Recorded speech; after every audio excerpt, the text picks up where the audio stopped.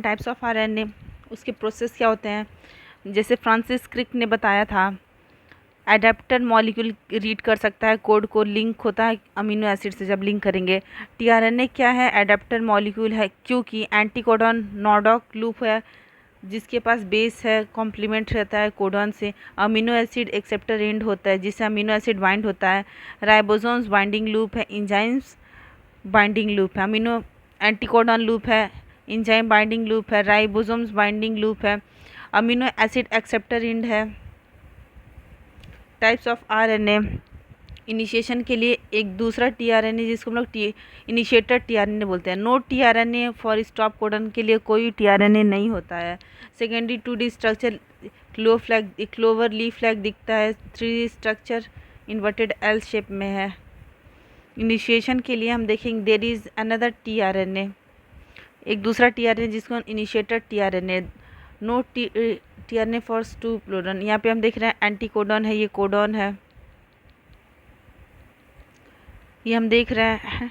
And amino acid chain protein है, amino acid है, और ये टीआरएनए कोडॉन स्मॉलर सब यूनिट, ये है लार्जर सब यूनिट। ट्रांसलेशन जो है क्या करता है, प्रोटीन का सिंथेसिस करता है। ये प्रोसेस है पॉलीमराइजेशन, अमीनो एसिड का पॉलीमराइजेशन का प्रोसेस फॉर्म करता है polypeptide base sequence of codon in mRNA में। ये कहाँ पे होता है, राइबोसोम्स में होता है। राइबोसोम्स क्या करता है, स्ट्रक्चरल आरएनए कंटेन करते हैं, NAT types of protein contain करते हैं। राइबोसोम्स कैटलिस्ट की तरह काम करते हैं। 23S आरएनए कैटलिस्ट की तरह काम करता है बैक्टीरिया में, राइबोजाइम में, for the formation of peptide bond, peptidyl transference enzymes in large सब यूनिट ऑफ राइबोसोम्स। हम देखेंगे ट्रांसलेशन प्रोटीन सिंथेसिस होगा, उसमें चार्जिंग होगा, पहले टीआरएनए का इनिशिएशन होगा, इलॉन्गेशन होगा, टर्मिनेशन होगा। चार्जिंग जब होगा इनिशिएशन ट्रांसलेशन में, अमीनो एसाइलेशन ऑफ टीआरएनए, यहाँ पे होगा फॉर्मेशन होगा पॉलीपेप्टाइड बॉन्ड का जिसमें एनर्जी की ज़रूरत होगी, एटीपी से वो बनेगा। Amino acid activated, amino acid plus ATP linked होंगे कोगनेट टीआरएनए में, अमीनो एसिड टीएलए सिंथेसिस के प्रेजेंस में, और टीआरएनए जो है चार्ज हो जाएगा। यहाँ हम देख रहे हैं टीआरएनए है, anticodon loop, anticodon, amino acid acceptor side है, अमीनो एसिड एलानीन है, यहाँ पे एस्टर बॉन्ड से जाके ये जुड़ जाएगा। Amino acid tRNA P side larger सब यूनिट, ए साइड स्मॉलर सब यूनिट। देखिए यहाँ पे लार्जर सब यूनिट स्मॉलर सब यूनिट का पार्ट जो है लार्जर सब यूनिट, और यहाँ पे स्मॉल सब यूनिट, ये दोनों जुड़ेंगे पी साइट।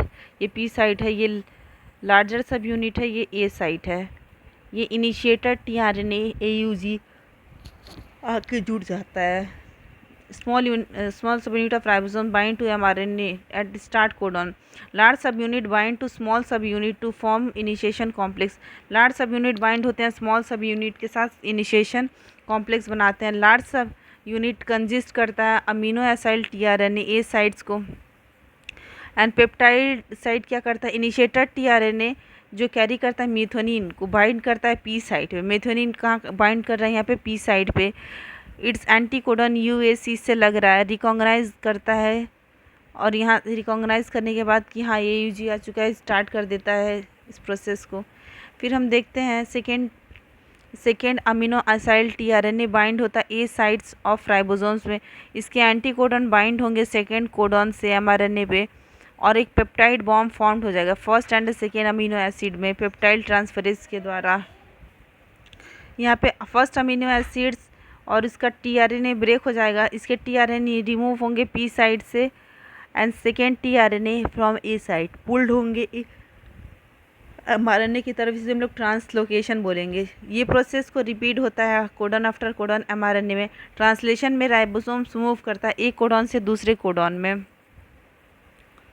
फिर जो टर्मिनेशन है, टर्मिनेशन क्या करता है, जब रिलीज फैक्टर बाइंड होते हैं stop codon, translation terminates, translation जो है वहाँ से हट जाता है। पॉलीपेप्टाइड टीआरएनए रिलीज होंगे राइबोसोम से, राइबोसोम डिसोशिएट हो जाएगा लार्जर एंड यहाँ पे देख रहे हैं डिसोशिएट हो रहा है लार्जर सब यूनिट स्मॉलर सब यूनिट से। अब हम देखते हैं ट्रांसलेशन में जो ग्रुप ऑफ राइबोसोम्स हैं एसोसिएटेड होते हैं सिंगल mRNA फॉर ट्रांसलोकेशन, इसको हम लोग पॉलीजोम्स बोलते हैं। एक mRNA एडिशनल सीक्वेंस होता है जो not translated untranslated region UTR बोलते हैं। UTR प्रेजेंट होता है both in 5 end before start codon and 3 end after stop codon. Required for efficient translation process, required होता है इफिशिएंट ट्रांसलेशन प्रोसेस में। लार्जर सब राइबोसोम्स, लार्जर सब unit, ribosome smaller सब unit. यहाँ हम देख रहे हैं पेप्टाइड ट्रांसफरेज जो है इसका काम।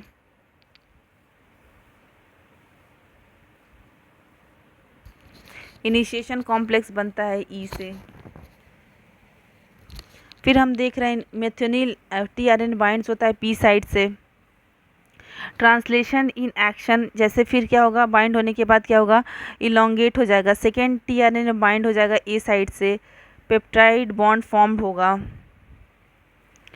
फिर क्या होगा, इलोंगेशन होगा, ट्रांसलोकेशन होगा ए साइड से पी साइड पे।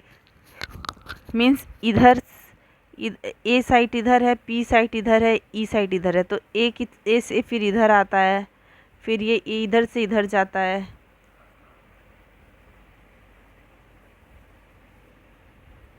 फिर हम देख रहे हैं टर्मिनेशन होगा। टर्मिनेशन जहाँ पे होता है रिलीज, जो स्टॉप कोडन है वहाँ पे UAA आया, फिर इस प्रोसेस को स्टॉप कर देता है।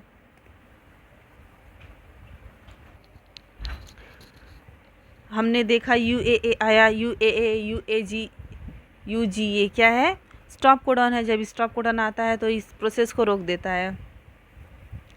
अब हम देखते हैं regulation of gene expression. Regulation of gene expression में हम देखेंगे यूकैरियोट्स में जीन एक्सप्रेशन कैसे होता है।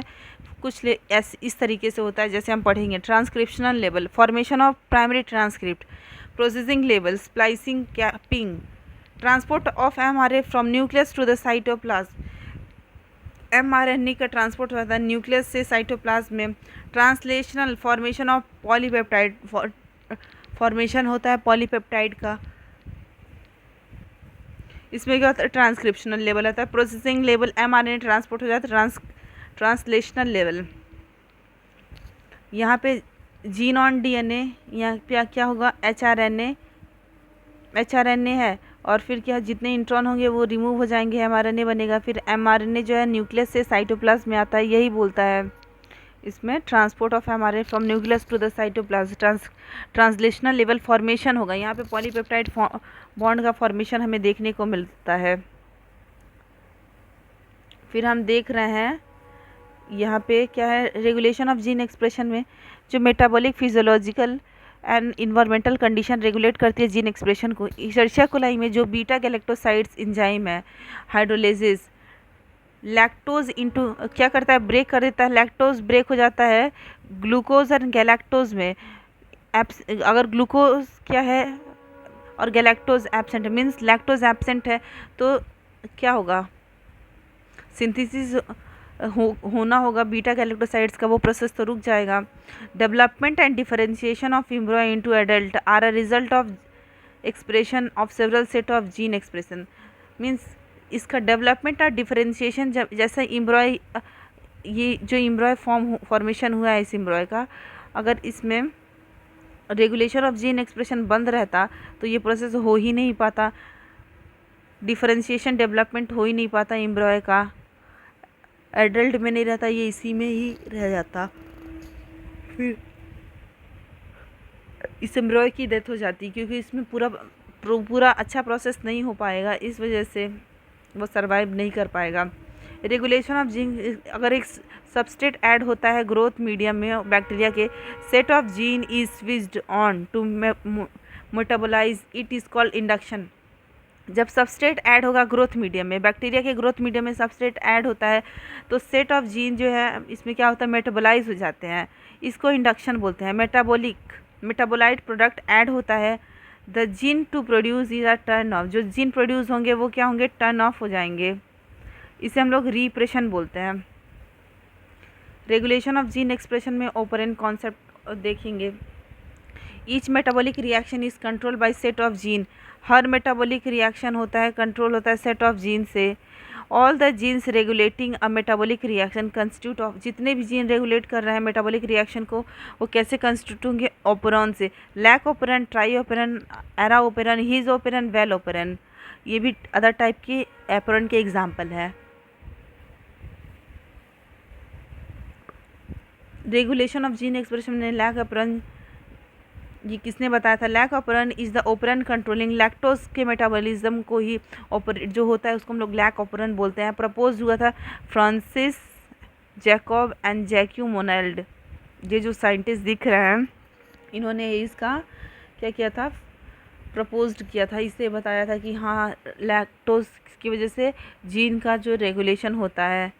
फिर हम देखेंगे रेगुलेशन ऑफ जीन एक्सप्रेशन में लैक ऑपरन जो है प्रमोटर रेगुलेटरी जीन या प्रमोटर जीन है रेगुलेटरी, फिर प्रमोटर जीन है ऑपरेटर जीन है, फिर structural gene ZYA, पीपोजिया PIPO ZYA से याद करेंगे PIPO ZYA। लैक ऑपरन में क्या क्या चीज़ें होती हैं? एक रेगुलेटर होता है और इनहिबिटर होता है। रेगुलेटर और इनहिबिटर आई जीन होता है, कोड करता है रिप्रेसर प्रोटीन को। 3 स्ट्रक्चरल जीन होते हैं ZYA, एक ऑपरेटर रीजन भी इसमें प्रेजेंट होता है। Regulation of gene expression, gene expression का रेगुलेशन हम देखेंगे। YZ जीन जो है वो क्या करेगा, बीटा गैलेक्टोसाइड्स को कोड करता है। Y जीन बीटा गैलेक्टोसाइड्स हाइड्रोलाइज कर देता है लैक्टोज को ग्लूकोज और गैलेक्टोज में। Y जीन क्या करता है, कोड करता है परमिएज का, ये इंक्रीज कर देता है परमिएबिलिटी ऑफ बीटा गैलेक्टोसाइडेज की। A gene code for trans acetylase. Regulation of gene expression में हम देखेंगे पीपोजिया, पी यहाँ पे क्या है, प्रमोटर है, ये रेगुलेटर जीन है और इनहिबिटर जीन है। फिर प्रमोटर जीन आता है, operator gene, structural gene ZYA। Refresher mRNA refresher protein यहाँ पे बन रहा है इन एब्सेंस ऑफ इंड्यूसर, अगर इंड्यूसर एब्सेंट है तो ही ये आगे जा पाता है, अदरवाइज वो उसको रोक देता है। If there is no lactose, अगर लैक्टोज नहीं है, इंड्यूसर एब्सेंट है, लैक ऑपरन स्विच ऑफ हो जाएगा क्योंकि वो आगे की तरफ नहीं जा पाएगा। The regulator gene synthesize mRNA, regulator gene synthesize करता है mRNA को, प्रोड्यूस करते हैं रिप्रेशर प्रोटीन को। ये प्रोटीन बाइंड होते हैं ऑपरेटर रीजन में, ऑपरेटर रीजन पे जाके ये जो रेगुलेटर जीन सिंथेसाइज जो होगा mRNA से प्रोड्यूस करेगा रिप्रेशर प्रोटीन। अगर ये रिप्रेशर प्रोटीन प्रेजेंट है ये बाइंड हो जाता है ऑपरेटर रीजन पे, यहाँ पे जाके ऑपरेटर रीजन R किसके साथ बाइंड होता है, O के साथ, रिप्रेशर बाइंड होता है ऑपरेटर के साथ, वो क्या करता है उसको ब्लॉक कर देता है RNA polymerase movement. The structural gene are not, अगर वो एब्सेंट होगा तो उसके पास नहीं रहेगा, वहाँ पे जाके बाइंड नहीं होगा तो ये स्विच ऑफ हो जाएगा। अगर रेगुलेटर जीन सिंथेसाइज जब करेगा तो हमें मालूम चलेगा कि ये जो स्विच ऑन है या स्विच ऑफ कर रहा है। अब हम देखते हैं लैक्टोज जब प्रेजेंट होता है, लैक्टोज अगर प्रेजेंट होगा तो repressor mRNA refresher protein inducer lactose को क्या करेगा, इसको आगे की तरफ ले जाएगा।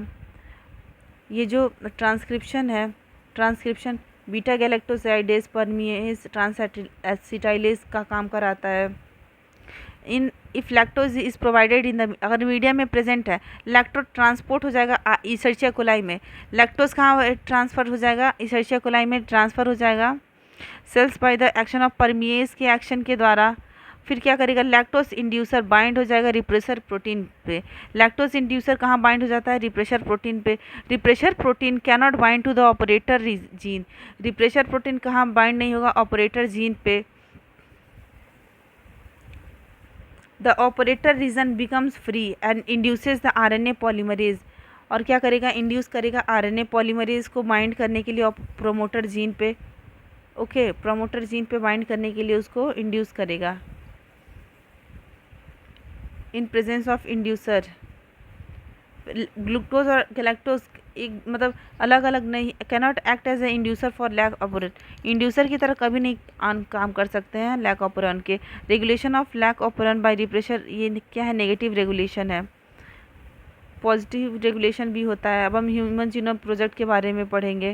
ह्यूमन जीनोम प्रोजेक्ट जो है entire DNA haploid set of chromosomes कि हम लोग क्या बोलते हैं, जीनोम बोलते हैं। ह्यूमन जीनोम में डीएनए पैक्ड होता है 23 क्रोमोसोम्स में।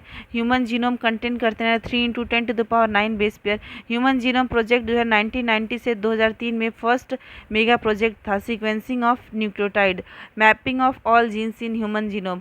ह्यूमन जीनोम प्रोजेक्ट कोऑर्डिनेट हुआ था यूएस डिपार्टमेंट ऑफ एनर्जी से, नेशनल इंस्टीट्यूट ऑफ हेल्थ से, US Department of Energy and National Institute of Health से।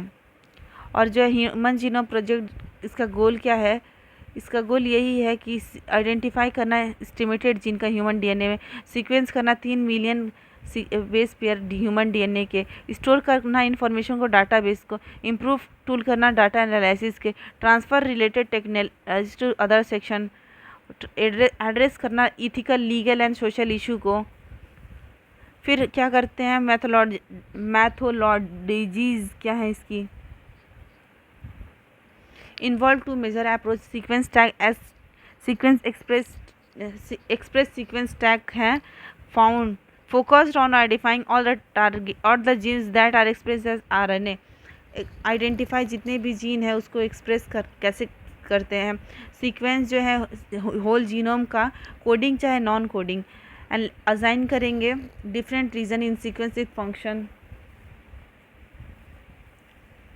ह्यूमन जीनोम प्रोजेक्ट जो है इसका प्रोसीड्योर क्या है, आइसोलेट करना डीएनए को सेल से, कन्वर्ट करना इनटू रैंडम फ्रेगमेंट्स में, क्लोन करना होस्ट को, जैसे होस्ट क्या है बैक्टीरिया और ईस्ट है, वेक्टर के यूज़ करके, जैसे वेक्टर क्या है इसमें बीएससी वाईएससी है, एम्पलीफिकेशन में यूज़ होते हैं। सीक्वेंसिंग करना फ्रेगमेंट्स, जो फ्रेगमेंट्स है उसको सीक्वेंस करना ऑटोमेटेड डीएनए सीक्वेंसर की हेल्प से। अरेंज करना सीक्वेंस बेस्ड ओवरलैपिंग रीजन को, alignment of sequencing using computer program, जैसे कि बैक्टीरियल आर्टिफिशियल क्रोमोसोम है, ईस्ट आर्टिफिशियल क्रोमोसोम है। ह्यूमन जीनोम प्रोजेक्ट्स में हम देखते हैं ये प्रोसेस। लीवर हो गया, लीवर के डीएनए को एक्सट्रैक्ट करके पेपर, यहाँ पे जो ह्यूमन बहुत सारे मिलियन जीनोम फ्रेगमेंट्स डेवलप्ड हो जाएंगे, सिंगल जीनोमिक फ्रेगमेंट्स है, maximum thousands of copies produce होंगे। Genomic samples into sequencing machine से सीक्वेंसिंग करके इसका एनालिसिस करना डाटा को। अब हम देखेंगे डीएनए जो है, polynucleotides are polymer of polynucleotide क्या है, पॉलीमर है न्यूक्लियोटाइड का। डीएनए आरएनए पॉलीन्यूक्लियोटाइड है। ह्यूमन जीनोम प्रोजेक्ट हम देखते हैं जो है इसमें, ये क्या करता है, इसमें 24 chromosome, 22 autosome, X and Y chromosomes, large sequence को हम लोग क्रोमोसोम्स 1 बोलते हैं। ये हम देख रहे हैं 23 है, ये XX और ये XY है। Genetic and physical map on genome are generated using information of polymorphism of restriction endonuclease, recognization site and some repetitive DNA sequence, microsatellite का यूज़ करके। डीएनए सीक्वेंस क्या होता है, bacteria, yeast elegans as free living non pathogenic nematodes, Drosophila में, plant के rice में, Arabidopsis में, etcetera में यूज़ होते हैं। ये सारे एग्जांपल हम देख सकते हैं, नीट में पूछ सकता है। अब हम देखेंगे उसके फीचर्स क्या हैं ह्यूमन जीनोम प्रोजेक्ट के। ह्यूमन जीनोम कंटेन करता है 3164.7 मिलियन न्यूक्लियोटाइड बेस। टोटल जो है 30,000 होते हैं। एवरेज कंटेन कर 30,000 बेसेस। इसके साइज़ वैरी करेंगे। लार्जेस्ट ह्यूमन जो होता है डिस्ट्रोफिन है एक्स क्रोमोसोम्स पे, और ये कंटेन करेगा 2.4 बिलियन बेसेस को कंटेन करके रखता है। अब हम देखेंगे ह्यूमन जीनोम प्रोजेक्ट के साइलेंट फीचर जो है इसके क्या है। 99% न्यूक्लियोटाइड बेस सेम होते हैं सारे लोगों में। 0.1% 3 × 10⁶ बेस पे difference makes every individual unique. हर इंडिविजुअल को यही यूनिक बनाता है। Function of over 60% discovered genes unknown है। क्रोमोसोम 1 के पास बहुत जीन होती है 2968 एंड वाई के पास 231 जीन है। क्रोमोसोम 1 के पास क्या है, बहुत जीन 2968 एंड वाई के पास 231 ही है। लेस देन जो 2% ह्यूमन जीनोम कोड करता है प्रोटीन को। और जो ह्यूमन जीनोम प्रोजेक्ट है इसके साइलेंट फीचर्स कुछ और हैं। बहुत ज़्यादा large portion human genome repeated होते हैं, रिपीटेड सीक्वेंस में होते हैं।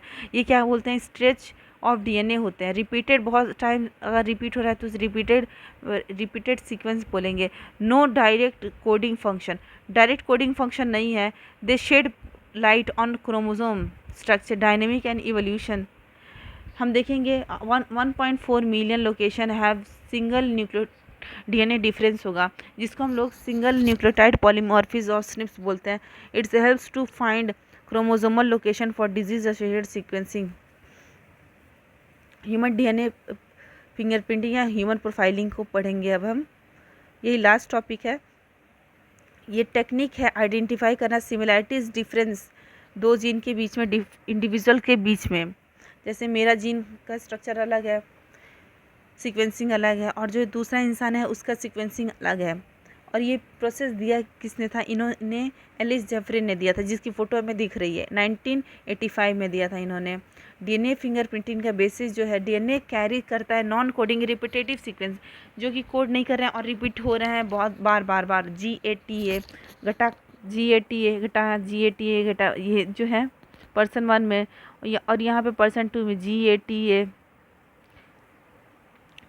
कितना टाइम ये रिपीट हो रहा है, कितना टाइम ये रिपीट हो रहा है, ये भी अलग अलग इंडिविजुअल पे अलग अलग डिफरेंशिएट होता है।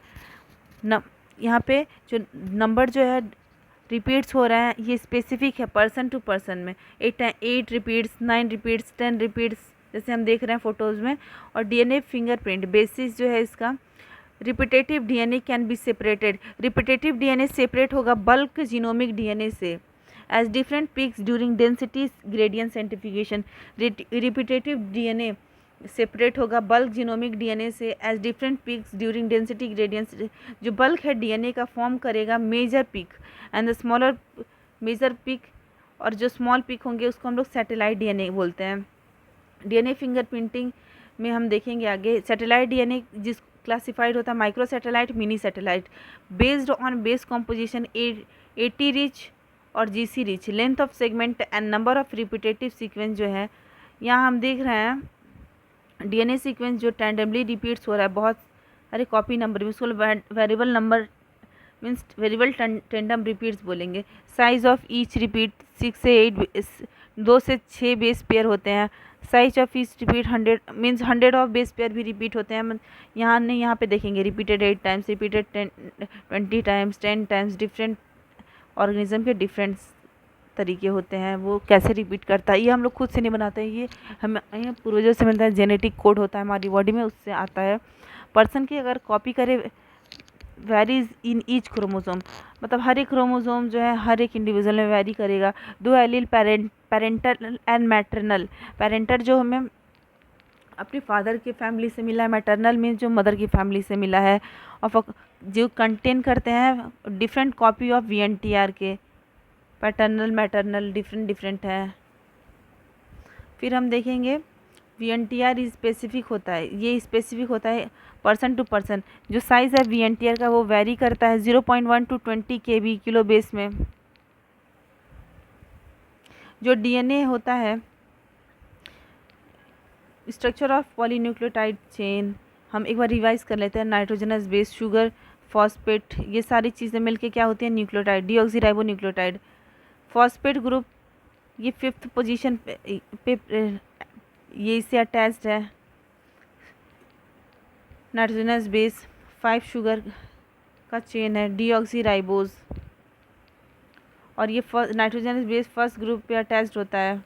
डीएनए फिंगरप्रिंट का स्टेप हम देखेंगे कैसे ये प्रोसेस होता है, जैसे कि ब्लड का स्ट्रेन हो गया, या हेयर हो गया, सीमेन का स्ट्रेन हो गया, सलाइवा हो गया, बोन हो गया, इन सब को लेके डीएनए फिर ये क्या है आइसोलेट कर देते हैं। Isolation DNA from any cells और ब्लड, स्ट्रेन, सीमेंस, ये सारी चीज़ें जो हमने बात की है अभी, इनको लेके आइसोलेट कर देंगे। आइसोलेट कर ले लिए वहाँ से जो भी क्राइम सीन है वहाँ से लेके सदन ब्लॉटिंग करवाएंगे। Digestion of DNA, restriction endonuclease से डाइजेस्ट होगा। ये क्या होगा? रिस्ट्रिक्शन इंडोन्यूक्लियस से डाइजेशन होगा डीएनए का। Southern blotting technique, separation of DNA fragments, separation, DNA fragment का सेपरेशन होगा जेल इलेक्ट्रोफोरेसिस से। Then treat the DNA fragments, DNA fragments को ट्रीट करेंगे अल्काली सोल्यूशन से NaOH to denature DNA bands into the gel into single strand में क्या होगा, ये टूटने लगेगा। जो स्मॉलर मॉलिक्यूल्स है वो पहले आगे की तरफ चलाएगा, जो हेवियर है वो पीछे ही रह जाएंगे। सदर्न ब्लॉटिंग टेक्निक में ट्रांसफरिंग करेंगे blotting of DNA fragments, DNA fragments की जो ब्लॉटिंग है उसको ट्रांसफ़र करेंगे सिंथेटिक मेम्ब्रेनेस में, जैसे नाइट्रोसेलुलोज और रेयन के पेपर में। फिर क्या होगा, हाइब्रिडाइज करेंगे रेडियो एक्टिव लेवल VNTR को। यहाँ पे हम देख रहे हैं रेडियो एक्टिव VNTR प्रोब है, उसको वॉश किए तो VNTR हाइब्रिडाइज किया डीएनए फ्रेगमेंट से। फिर क्या देख रहे हैं हम लोग, डिटेक्शन करेंगे हाइब्रिडाइज डीएनए को ऑटो रेडियोग्राफी से। Hybridize DNA is photographed on an X ray film पे वो फोटोग्राफ आ जाएगा। जो यहाँ पे ऑटो रेडियोग्राम क्या करेगा, एक इमेज को फॉर्म करेगा डार्क एंड लाइट बैंड में। इसको हम लोग डीएनए फिंगरप्रिंट बोलते हैं। डीएनए फिंगरप्रिंट, डीएनए प्रोफाइलिंग क्या है, DNA fingerprint differ in every one except monozygotic twins को छोड़ के सारे जितने इंडिविजुअल हैं उसमें डिफ़र करती है। जो सेंसिटिविटी होती है टेक्निक के इंक्रीज हो जाती है PCR का यूज़ करने पे। इसीलिए सिंगल डीएनए सेल इनफ है फिंगरप्रिंटिंग के लिए। एक छोटा सा टुकड़ा ही हम क्राइम सीन से लेके हम उस व्यक्ति का पता लगा लेते हैं कि कौन जो है मुस्लिम है वहाँ पे।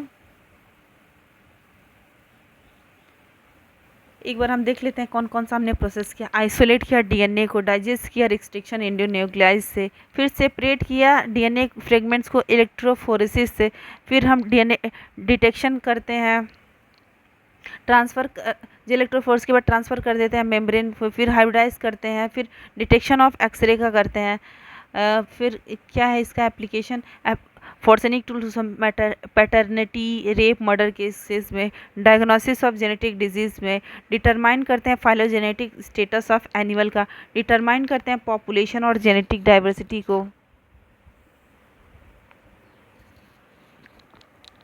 एक बार हम ये रिवाइज कर लेते हैं। स्ट्रक्चर ऑफ डीएनए जो है, डीएनए 2 पॉलीन्यूक्लियोटाइड चेन का बना होता है। हम ये देख रहे हैं पॉलीन्यूक्लियोटाइड चेन है, राइट हैंडेड फैशन में होता है। पिच ऑफ हेलिक्स होता है 3.4 नैनोमीटर 34 एंगस्ट्रॉम।